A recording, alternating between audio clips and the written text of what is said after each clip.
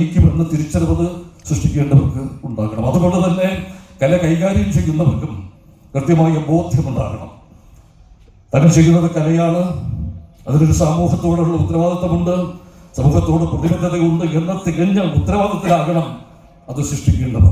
അവിടെ താൻ കൈയാളുന്ന മാധ്യമത്തെക്കുറിച്ചുള്ള കൃത്യമായ ബോധ്യം ആ കലാപ്രവർത്തകനുണ്ടാകണം. എങ്കിൽ മാത്രമേ ഒരു ഉപകരണം പ്രവർത്തിക്കുന്നവന് ആ ഉപകരണത്തിന്റെ എല്ലാ സവിശേഷതകളും, എല്ലാ ശക്തിയും ദൗർബല്യവും വ്യാപ്തിയും പരിമിതിയും, ആ ഉപകരണത്തിന്റെ എല്ലാ സാധ്യതകളും അറിയണം. അതുകൊണ്ട് തന്നെ പരിശീലനം എന്ന് പറയുന്നത് ഒരു മോശം കാര്യമല്ല. തീർച്ചയായും ഫലപ്രദമായ ഒരു ഉപകരണം പ്രവർത്തിപ്പിക്കണമെങ്കിൽ അതിന് പരിശീലനം വേണ്ടിവരും.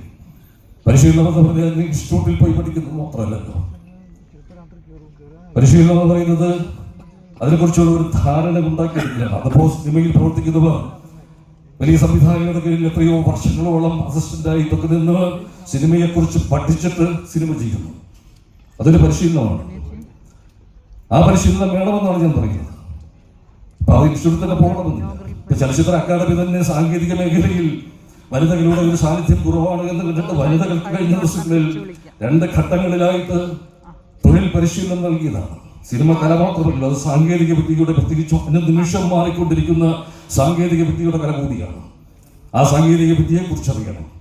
തങ്ങൾ കൈകാര്യം ചെയ്യുന്ന മാധ്യമത്തെക്കുറിച്ച് കൃത്യമായി അതിൻ്റെ അനന്തമായ സാധ്യതകളെ കുറിച്ച് അറിയണം. അത് തീർച്ചയായും വേണം. അതിന് അവിടെ ജാതിയോ മതമോ വർണ്ണമോ വർഗമോ ഒന്നുമില്ല. അതാ സ്ത്രീ ആയാലും പുരുഷനായാലും പിന്നോക്കക്കാരനായാലും മുന്നോക്കക്കാരനായാലും ആര് തന്നെയായിരുന്നാലും സിനിമ ചെയ്യുന്നവന് സിനിമയെക്കുറിച്ചൊരു ബോധ്യമുണ്ടാകണം. അത് ഈ സമൂഹത്തോടുള്ള ഉത്തരവാദിത്തമാണ്. അവിടെ മറ്റൊന്നും നമ്മൾ കാണേണ്ടതില്ല. അത് പരിശീലിപ്പോൾ നാടകം, ഞാനൊക്കെ നാടകം പഠിക്കാൻ വേണ്ടിയിട്ട് 4 വർഷം സ്കൂൾ ഓഫ് ഡ്രാമയിൽ കാലിക്കറ്റ് യൂണിവേഴ്സിറ്റിയുടെ പോയി പരിശീലനം അതിനെക്കുറിച്ച് അറിയാൻ വേണ്ടിയിട്ട് നാടകത്തിൽ അഭിനയിക്കാൻ. അവിടെ സാങ്കേതികത ഒന്നും ഇല്ലാത്തൊരു മേഖലയാണ്. പക്ഷെ സിനിമ അങ്ങനെയല്ല. അവിടെ അത്തരം സാങ്കേതികതകളെ കുറിച്ചൊക്കെ അറിയാനൊരു വ്യക്തമായ ധാരണ ഉണ്ടാകണം. തീർച്ചയായും പരിശീലനം കൊണ്ട് മാത്രമേ ഒരാൾക്ക് സിനിമ ചെയ്യാനാവില്ല. പ്രതിഭ അതാവശ്യമായുള്ള ഘടകമാണ്. പ്രതിഭയില്ലാത്ത ഒരാൾക്ക് നല്ല സിനിമ ചെയ്യാൻ പറ്റില്ല. അപ്പൊ പ്രതിഭയുള്ള ഒരാൾ അതിനെക്കുറിച്ച് ഒരു ധാരണ കൂടി ഉണ്ടാക്കിയെടുത്താൽ അത് ഈ സ്വർണത്തിന് സുഗന്ധം ഉണ്ടാകുന്നത് പോലെയാണ്. തീർച്ചയായും ആ അർത്ഥത്തിൽ സിനിമ കൈകാര്യം ചെയ്യുന്നവർ ആരായിക്കോട്ടെ, ആരോ ആയിക്കോട്ടെ, കൃത്യമായി അതിനെക്കുറിച്ചൊരു ബോധ്യം, ഒരു ധാരണ, ആ മാധ്യമത്തെക്കുറിച്ച്, മാധ്യമത്തിന്റെ എല്ലാ സവിശേഷതകളെ കുറിച്ചുമുള്ള അറിവ്, പ്രാഥമികമായ അറിവ് എങ്കിലും ഇല്ലാതെ പോയാൽ ഇങ്ങനെയുള്ള വ്യാജ നിർമ്മിതികൾ കലയുടെ പേരിൽ ഉണ്ടാകും. അതിനെക്കുറിച്ച് കൂടി നമ്മൾ ഓർക്കേണ്ടതുണ്ട്.